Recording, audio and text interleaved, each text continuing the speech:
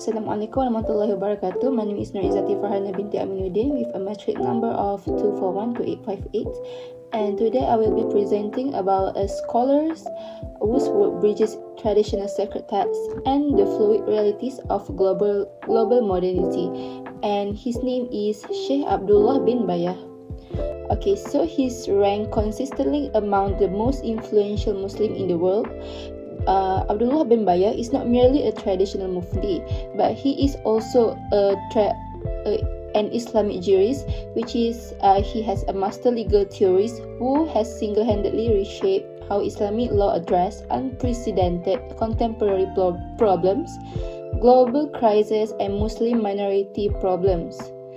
And in these brief presentations, we will dissect his extraordinary life, trace his transitions from a state judge to global peacemaker, and closely analyze his two most critical contributions to modern fiqh, which is the number one is the development of fiqh of aqaliyat, which is the jurisprudence of minorities, and the revitalization of maqasid al-mu'amalat, which is the objective of wealth and transactions. So, to understand his legal position, we must look to his origins. Born in 1935 in eastern Mauritania, Syeikh Abdullah bin Bayyah was raised in a highly scholarly household, and his father, Sheikh Mahfuz bin Bayyah, was a legendary jurist and the head of the Conference of Mauritanian Scholars post-independence. And Sheikh Abdullah foundational education took place within the famous Mahadir, the nomadic elite traditional centers of learning unique to Mauritania. Under his father and other great scholars like Muhammad ibn al-Shin, he completely mastered the sacred sciences, which is Arabic rhetoric, Usul al-Fiqh, which is the legal theory, Quranic exegesis, and the specialized complexities of the Maliki legal school. Okay, so then his traditional upbringing instilled in him a foundational neo-traditionalist worldview. He possesses an uncompromising mastery of classical legal texts, giving him the unique authoritative leverage required to safely innovate within the parameters of orthodox Islamic law without completely discarding its roots. What sets Abdullah bin Bayyah apart from many cloistered academics in his intense exposure to real-world governance? Following Mauritania's independence, he passed the strict national judicial exams, was sent to Tunisia to study statutory law and observe court system in 1961, graduating first in his cohort. And upon returning, he served his country at the absolute highest echelons of political and legal life, which are he became a high court judge, and he served the Minister of Justice, and also he was appointed Minister of Human Resources and later the Secretary General of the ruling political party. This dual exposure, mastering both classical open-ended texts and of the Sharia and the practical hard-nosed demands of modern statecraft, heavily influenced his later legal theory. Eventually, his transition away from direct local politics to global academia, serving as a long-time professor at King Abdullah Aziz University in Jeddah, and creating major cross-cultural institutions, including the Forum of Promoting Peace in Muslim Societies based in Abu Dhabi. Historically, classical fiqh often framed the world binarily. Syeikh Abdullah bin Bayyah vehemently argued that applying rigid medieval rulings to modern secular environments isolates Muslim minorities, forcing a false choices between their civic duties and their faith. In his seminal work, Sina'at al-Fatwa wa Fiqh al-Aqaliyat, it means the craft of fatwa and minority jurisprudence, he engineered a structural pathway out of his rigidity.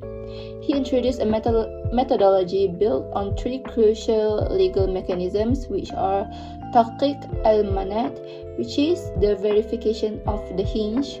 This means meticulously auditing and understanding contemporary as it is, rather than assuming it matches centuries-old context.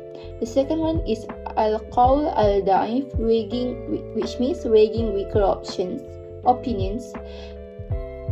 He posited that if a dominant ruling within a school causes immense harm or hardships to a minority community, jurists can legitimately elevate a minority or weaker historical legal opinion to ensure community survival.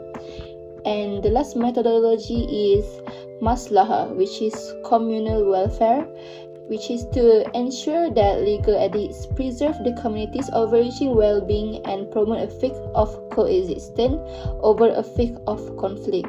For centuries, the discourse around maqasid al-Sharia, which is the ultimate aims of Islamic law, was limited to 5 traditional pillars, which are protecting faith, life, intellect, lineage, and also protecting wealth. Abdullah bin Bayyah observed that Muslim capitalism, industrial revolutions, and complex corporate realities had made traditional literal transaction rules hyper-conservative, brittle, and largely inapplicable to modern financial systems.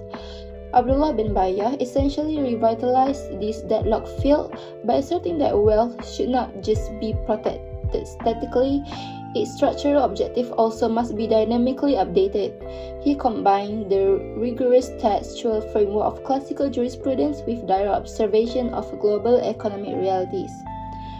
By focusing on the spirits and macro objective of final justice, such as the transparency, asset-backed stability, and the prevention of predatory exploitations, he provided Islamic financial system with the structural elasticity required to interact natively with global markets while retaining ethical integrity. He also became the intellectual engine behind the historic Marrakesh Declarations, an authoritative legal framework affirming the complete citizenships and religious freedom rights of non-Muslim minorities living in Muslim-majority countries, which he had cited that, finally, we cannot disconnect bin Bayyah's legal contribution from his profound work in legal conflict resolution, recognizing the hyperliteral radicalized interpretations of fiqh were being weaponized by extremist groups. He deployed his legal authority to fight back ideologically. Furthermore, scholars note that his legal methodology is profoundly balanced by a Sharia-based Sufism, which is tasawwuf. He views spiritual purification and inner peace as foundational prerequisites to structural societal peace. For Abdullah bin Bayyah, a jurist who lacks spiritual refinement will inevitably produce rigid, harsh legal options that will tear at social cohesion, whereas a spiritually grounded jurist designs law that meant to heal and unite the nations. So, in conclusion, Sheikh Abdullah bin Bayyah represents the pinnacle of intellectual equilibrium in contemporary Islam, by drawing from depth of traditional Mauritanian scholarship and refining those tools through high-level governmental experience. He cracked the open rigid carapace of modern jurisprudence. Whether he is freeing Muslim minorities from legal isolation or creating macro frameworks for global financial and ethics of peace, his legacy proved that classical Islamic jurisprudence is not a fossilized relics of the past, but a living, breathing guide for the future. Okay, so that's all for my presentations regarding the famous scholar Sheikh Abdullah bin Bayyah. Thank you very much.